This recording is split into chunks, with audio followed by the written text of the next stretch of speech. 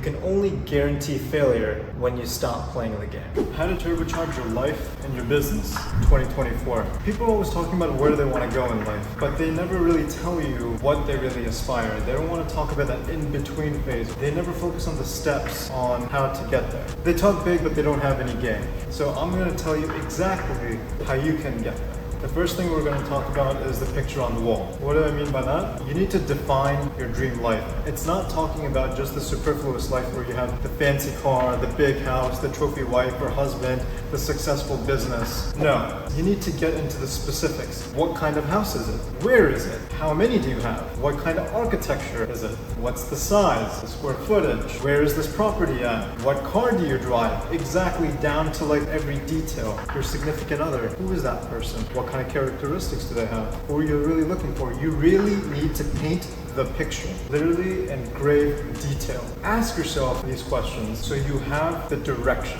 Now, once that's said and done, then and only then can you walk yourself through the next steps and get out a pen and paper or your iPad with your little Apple Pencil, whatever that may be, write these steps down and I'll tell you exactly on how you can get there as well. So, first, before we even get into your dream life, tell yourself, what are the positives and the essentials in your life right now? Are you healthy, mentally, physically? Can you make ends meet? Are you in a safe environment? These are the kinds of questions that you need to really justify and ask yourself before you even get started. Now, once you have that said, take it out, split it into phases. There will be 3 phases to discuss, but 2 phases that you really need to focus on. It's very much like growing a business. It's not something that can be really achieved overnight. The first phase, that's your lonely phase. This is the most dreadful part, but the most essential part of achieving your dream. This is where you cut out all the noise and push out all the work that needs to be done, all the tedious tasks. This is where you'll feel the most pain and suffering. And if you're not feeling that pain, then you're doing something wrong here. Because what happens is that you're going to build the foundation of your empire in this phase. It could be your aspirations, whatever that is. This will sit at the groundwork for you to achieve your dream. You basically have to be comfortable being in pain. You're going to forego fun events, hanging out with friends. You'll be listening to naysayers that really want you to quit and conform to mediocre society. Be comfortable in being uncomfortable. If you look at any successful athlete, Kobe Bryant, Phelps, businessmen like Bezos, Buffett, Dalio, and you ask them, did you become successful overnight? The answer is always going to be no. It takes a lifetime of being in the game. But you make significant strides with every year, and every consecutive year that you move on, there's a compounding effect, and that fuels growth.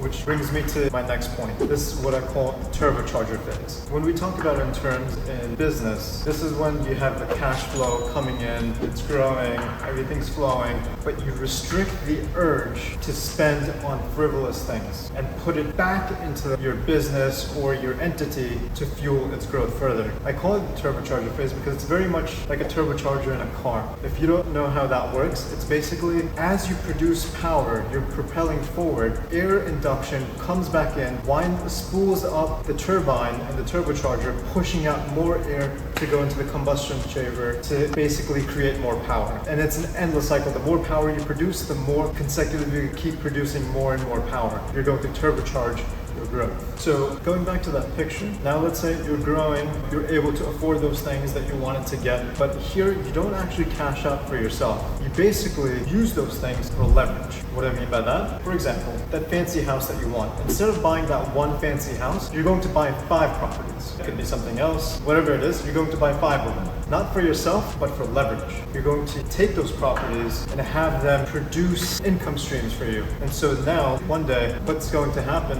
is those properties will produce more wealth for you to acquire that one house that you wanted and then some, and it's sustainable. So again, you're propelling forward, turbine spooling faster, you're forcing more air into that combustion chamber, producing more power, propelling forward, and there you go. You're moving faster and faster in life, and that's why you're moving forward in life, going towards your growth, your goals, and you're getting them very quickly. Now, before I get to the third phase, this is where I need you to hit that like button, subscribe to my channel, and then I'll move on, and I promise you more great content to come. This actually brings me to the third phase, and this is after you've achieved your goals. I call this the reimagination phase. What do I mean by this? This is when you've painted that picture and you're going to now reevaluate. You've established a sustainable lifestyle, you've met your goals, and being a human being, constant need of stimulation. What you originally thought was enough, remember that picture that we painted? What you thought that was enough, once you reach that image, that picture, you're going to think to yourself, is this enough? Do I want to keep going? What is it that I really want? And so now you realize that by stopping what you were doing, you're exiting the game. By that, you're actually forfeiting. This is where you're going to paint another picture. But from your learnings, you're going to streamline the entire process and pursue what is important to you at that stage or time of your life when you reach this reimagination phase. Now, circling back, we put everything into phases, but I still don't believe that's enough. Splitting into phases is great, but it's way too broad. Something that's going to take you years to complete, you will be creating more roads towards failure for yourself. So how do we avoid that? You split them up into milestones. Small achievable events split into bi-weekly or monthly checkpoints. Now, the idea actually comes from Scrum. It's an agile methodology, which was actually taken from rugby. You have to set these sprints with tasks that can be assessed and achieved in a given time period. Creating these small wins, especially in your early phases, phase 1, remember what we talked about? The lonely phase. Setting these small sprints, especially in the lonely phase and the start when you're most prone to difficulty and failure, setting these small wins for yourself will make you stay on track to achieve the ultimate win, and that's to keep going. You can only guarantee failure when you stop playing the game. So don't stop playing, and you'll see continuous success. Alright guys, that's all for now. See you in the next one.